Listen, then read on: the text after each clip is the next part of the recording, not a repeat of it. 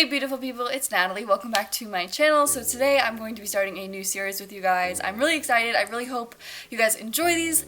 And this is something that I've always been really interested in creating and also viewing, so hopefully you guys are interested in them as well. And this series is going to be titled Classics in Contemporary, which basically means like classic books, but now. And basically what I'm going to be doing is I'm going to be reviewing different classic literary novels, any kind of literature. I'm not just doing American, I'm not just doing European, like it's gonna be everything. Granted, there will probably be more like American books just because I'm from America, but I want to do the classics because I love them, I adore them, and I feel like people don't talk about them anymore. Like, I get that you can dissect them in a class that you take in college or in high school, and I get that you can just kind of Google and you'll get the Spark Notes page for it, but I think they're still fun to talk about and discuss because I feel like everyone can get different things from all of these kinds of books because each book has a main message, of course, like all books do, but there are smaller messages throughout them as well that I think you can pick up some really interesting things from. So today I thought I would start off with a bang, and I'm going to be talking about a more contemporary classic, conveniently, and that is The Alchemist by Paulo Coelho, my favorite book of all freaking time. It's so good. I love it. I've got all my little page markers and I'm ready to get going. So The Alchemist is by Paulo Coelho, and Paulo Coelho is a writer from Brazil. He is so wonderful. He has written so many different books, one of which I'm actually in the middle of reading right now, which is The Witch of Portobello.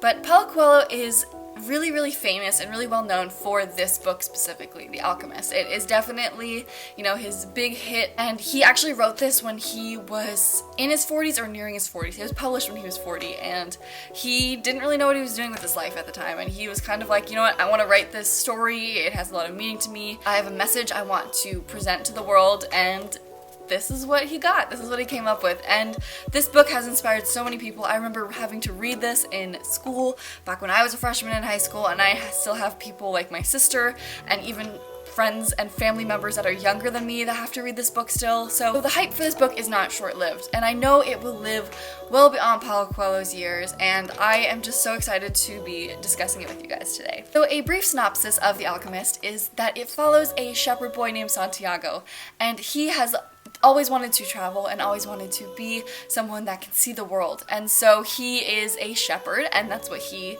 decided to do, but he's very well read and he knows how to write and things like that because he was originally studying to become a priest because that is what his family wanted, but he didn't want to do that, so he decided to chase his own dream.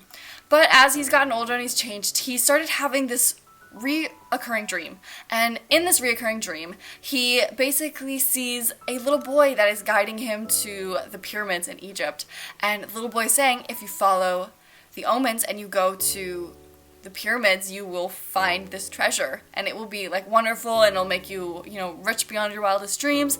And so Santiago keeps having this dream and he's like, it must mean something. And so he goes to a gypsy who reads his fortune, and of course the gypsy says, the dream is literal. You need to go to Egypt to find this treasure. That is what you are destined to do. She says, it's the simple things in life that are the most extraordinary. Only wise men are able to understand them. Sometimes what we're supposed to do is right in front of our face, and it's exactly what it is. Things are what they are. And I just think that's such a powerful notion. And so anyways, as we continue on in Santiago's journey, he ends up going to Africa, and he goes and tries to join a caravan in order to make it to Egypt and to the pyramids.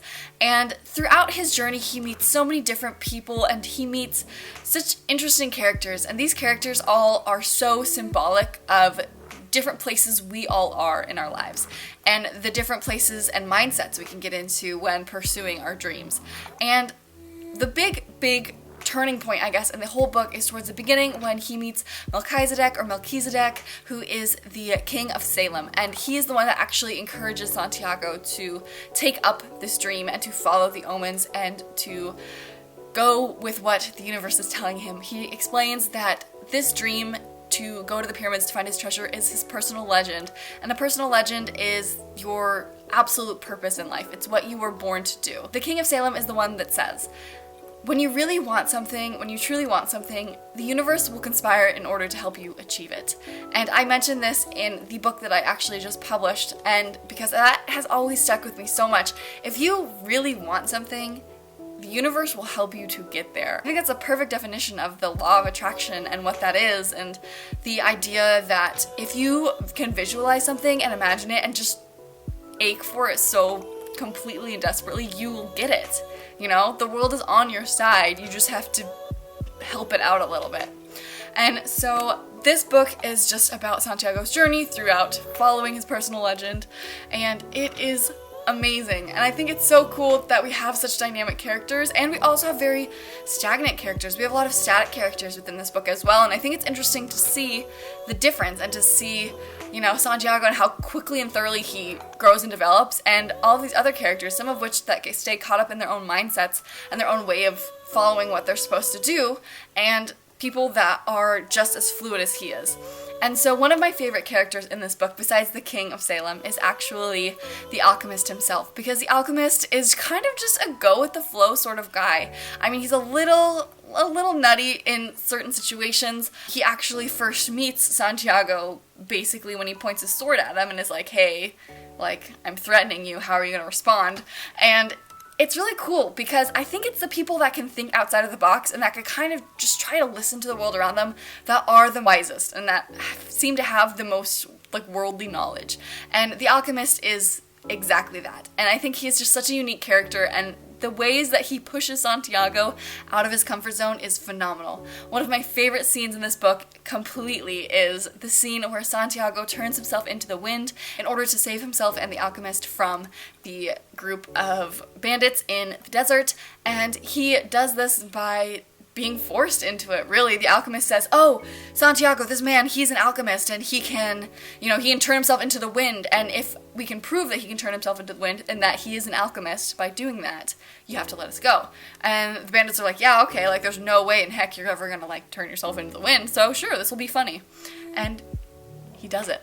And it's just such a cool moment, in my opinion. And I think it's so awesome that the Alchemist is willing to guide him along this journey and to really show him the importance of following omens and, like, listening to your heart.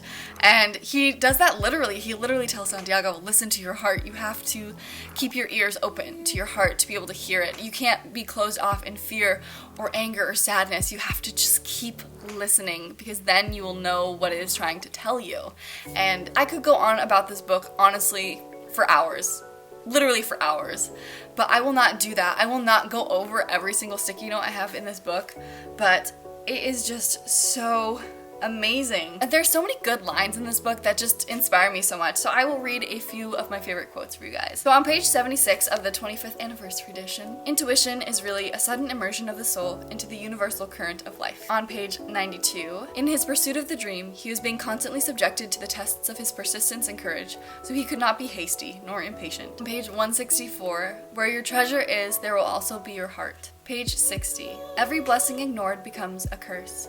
I do not want anything else in life, but you are forcing me to look at wealth and horizons that I have never known. Page 47, all things are one. And lastly, page 13, is the possibility of having a dream come true that makes life interesting. This book is my favorite of all time for literally 1,000 reasons. I could honestly probably list 1,000 reasons why I love this book. And so all in all, obviously this book gets 5 out of 5 stars for me. I absolutely just am in love with it. I am in love with the just upfrontness that Paulo Coelho has in his writing. He is very literal, and I took a lot of inspiration in the way that he writes for my own book, and just the fact that he's very straightforward with his message. A lot of times those key quotes, those moments that, you know, just click in your head, it's because he literally states what he wants you to be thinking.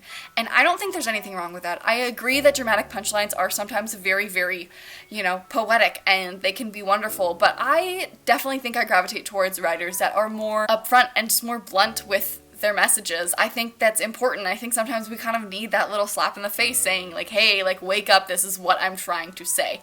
And I don't think it discredits the author in any way because they want to tell you what they're trying to say.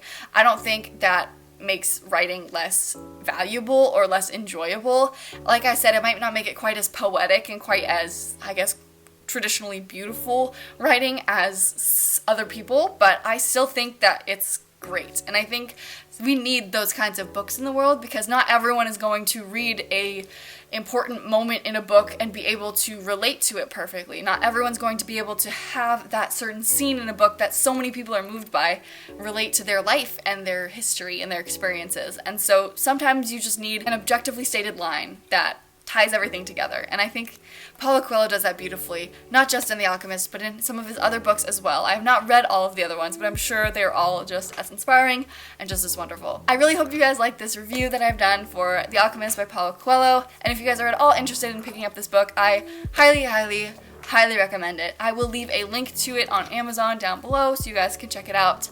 And thank you guys for watching this review. Please let me know in the comments below if you're interested in seeing different sort of videos like this about more classic novels, and if you'd like to see me do any particular novel that you have an interest in reading or that you've already read and you'd like to hear my opinions on.